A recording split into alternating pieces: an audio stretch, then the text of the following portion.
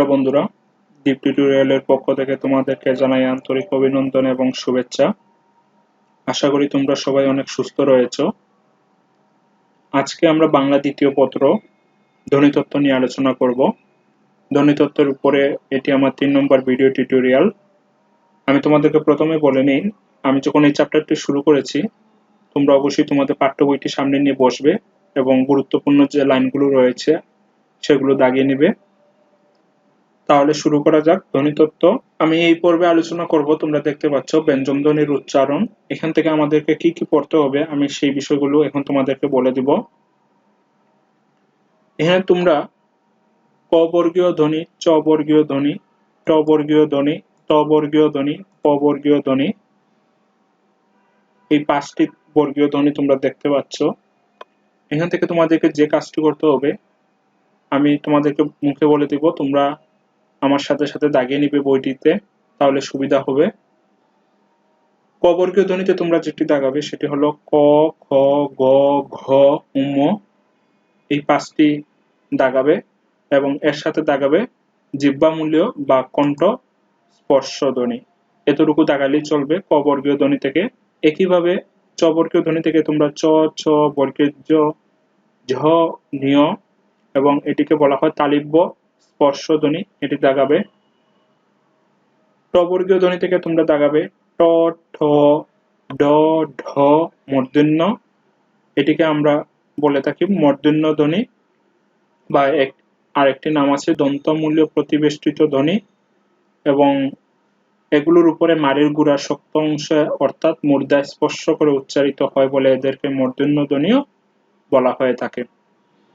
আমি তোমাদেরকে আবারও বলছি, আমি যে লাইনগুলো দাগানোর জন্য বলবো তোমরা সেই লাইনগুলো দাগিয়ে নিবে আমার সাথে সাথে, তাহলে তোমাদের বুঝতে কিন্তু সুবিধা হবে। ত বর্গীয় ধ্বনি থেকে তোমরা দাগাবে ত, থ, দ, ধ, দন্তান্ন, এগুলোকে আমরা বলি দন্তন্য ধ্বনি। প বর্গীয় ধ্বনি থেকে প, ফ, ব, ভ, ম, এটিকে আমরা অষ্টধ্বনি বলে থাকি। এতটুকু দাগালেই চলবে। যেগুলো বলেছি তোমরা অবশ্যই সেগুলো দাগিয়ে নিয়েছো। পরীক্ষার প্রশ্নে কিন্তু আসতে পারে কোনগুলো কণ্ঠ স্পর্শ ধ্বনি, তালিব্য স্পর্শ ধ্বনি কোনগুলো, ট বর্গীয় ধ্বনির মধ্যে কোনটি রয়েছে, ত বর্গীয় ধ্বনির মধ্যে কোনটি রয়েছে, বা অষ্টধ্বনি কি, এরকম ঘুরিয়ে পেঁচিয়ে প্রশ্নগুলো আসতে পারে। তোমাদেরকে জানতে হবে ক বর্গীয় ধ্বনি কোনগুলো, চ বর্গীয় কোনগুলো, ট কোনগুলো, ত কোনগুলো এবং প কোনগুলো। ক, চ, ট, ত, প এ নিয়ে আমি গত পর্বে ভিডিওতে আলোচনা করেছি। তারপর এখান থেকে তোমরা যে লাইনটি দাগাবে জ্ঞাতব্যের 1 নম্বরের মধ্যে তোমরা যে লাইনটি দেখতে পাচ্ছ ক থেকে ম পর্যন্ত 5টি বর্গে মোট 25টি ধ্বনি রয়েছে, এই লাইনটুকু দাগাবে। এই জন্য এই লাইনটুকু ক থেকে ম পর্যন্ত 5টি বর্গে মোট 25টি ধ্বনি রয়েছে, এই লাইনটুকু দাগালেই চলবে, আর কোনো কিছু দাগানো লাগবে না। তারপর শেষের দিকে তোমরা আসো, শেষের দিকে এখানে তোমরা দেখতে পাবে 6 নম্বর যে পয়েন্টটি, এই যে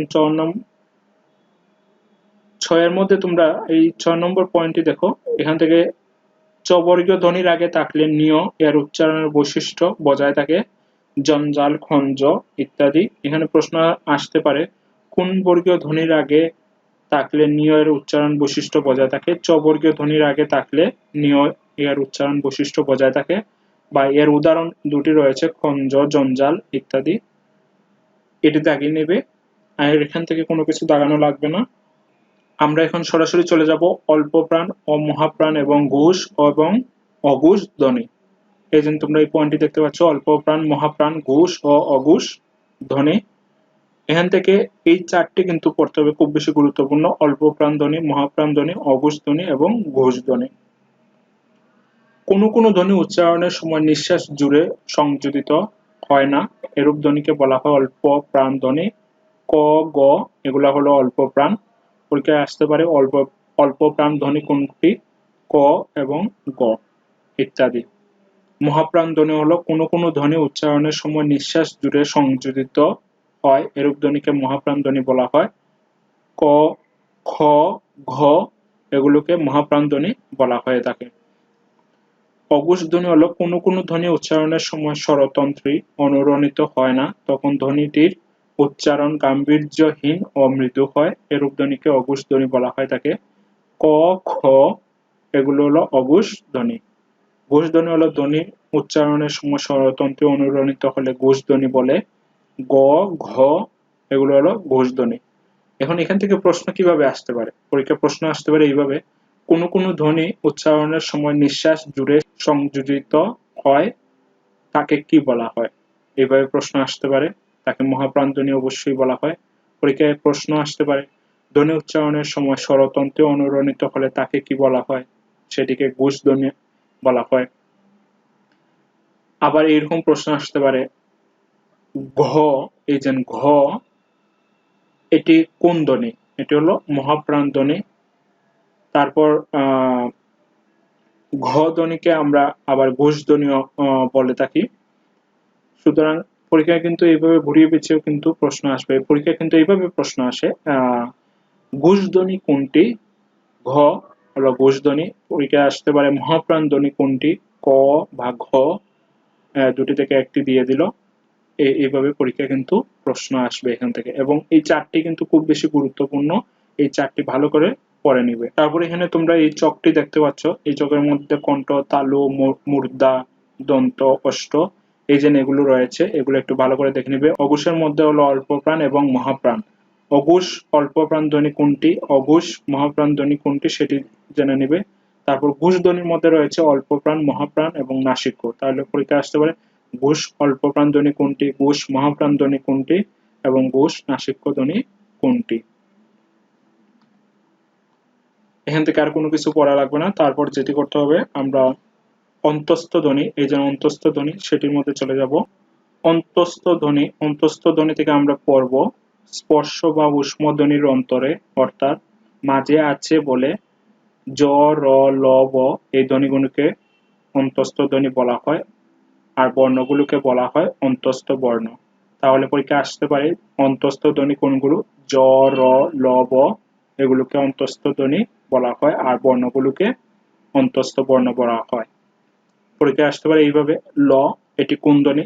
এটি হলো অন্তস্থ ধ্বনি। র এটি কোন ধ্বনি? অন্তস্থ ধ্বনি। ব কোন ধ্বনি? অন্তস্থ ধ্বনি। তারপর যেটি পড়বে এখান থেকে র, এই যে রটা দেখতে পাচ্ছ, এই যে র মধ্যে এখান থেকে পড়তে হবে তোমাদেরকে, এই যে জিহ্বা গ্রহে কম্পিত করা হয় বলে এই ধ্বনিকে কম্পনজাত ধ্বনি বলা হয়। উদাহরণ হিসেবে রাহাত, আরাম, বাজার ইত্যাদি। র হলো একটি কম্পনজাত ধ্বনি। পরীক্ষা কিন্তু এইভাবে আসে, র কোন জাত ধ্বনি? কম্পনজাত ধ্বনি। তারপর ল, ল এর মধ্যে থেকে আমরা যেটি পড়বো সেটি হলো, এই যে এখান থেকে দুই পাশ দিয়ে বায়ু নিঃসৃত হয় বলে একে পার্শ্বিক ধ্বনি বলা হয়। ল কিন্তু একটি পার্শ্বিক ধ্বনি, এবং লাল, লতা, কলরব, ফল, ফসল এগুলো হলো উদাহরণ। পরীক্ষা কিন্তু এখান থেকে মূলত যেটি আসে, পরীক্ষা কিন্তু আসে কম্পনজাত ধ্বনি কোনটি? র হলো কম্পনজাত ধ্বনি। এবং পরীক্ষায় আসে পার্শ্বিক ধ্বনি কোনটি? পার্শ্বিক ধ্বনি বলা হয়, লকে পার্শ্বিক ধ্বনি বলা হয়ে থাকে। তারপর এখান থেকে আমরা উষ্মধ্বনি, এই যে এখানে উষ্মধ্বনি রয়েছে, উষ্মধ্বনিটা আমরা পড়ব। উষ্মধ্বনির মধ্যে আমরা যেটি দেখব সেটি হলো, যে ব্যঞ্জনের উচ্চারণে বাতাস মুখ বিবরে কোথা না কোথা বাধা না পেয়ে কেবল ঘর্ষণ প্রাপ্ত হয় এবং শীর্ষধ্বনি সৃষ্টি করে সেটি হলো উষ্মধ্বনি।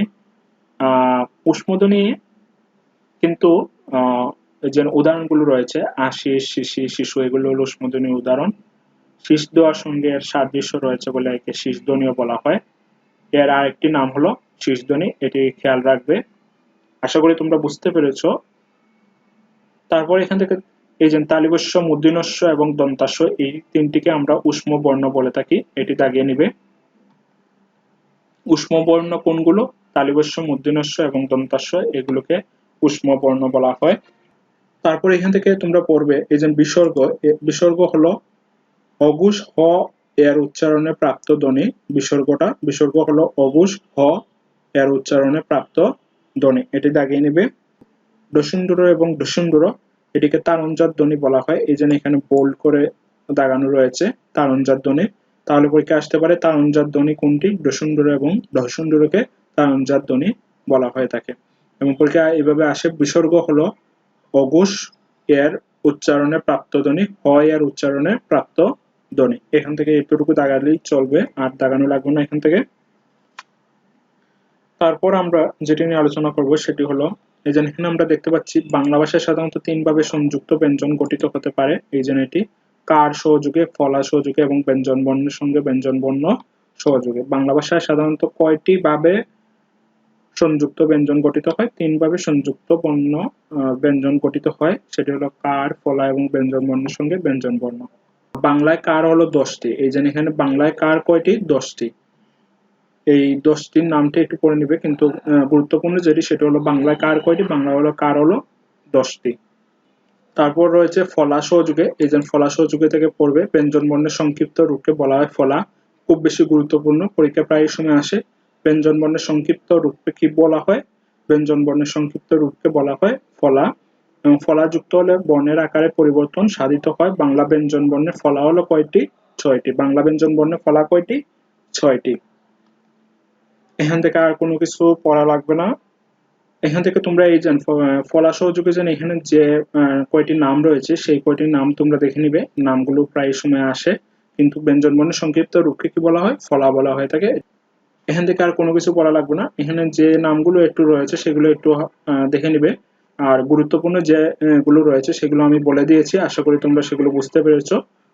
এবং যদি আমার আগের ভিডিও টিউটোরিয়াল গুলো যদি না দেখে থাকো তাহলে অবশ্যই তোমরা দেখে নিবে। ধারাবাহিকভাবে আমি ভিডিও টিউটোরিয়াল তৈরি করছি। আজকের পর্বটি আমি এখানে শেষ করছি। যদি তোমাদের কোনো সমস্যা হয়ে থাকে তোমরা অবশ্যই আমাকে কমেন্ট বক্সে জানাতে পারো, আমি চেষ্টা করব তোমাদের সমস্যার সমাধানগুলো দেওয়ার জন্য।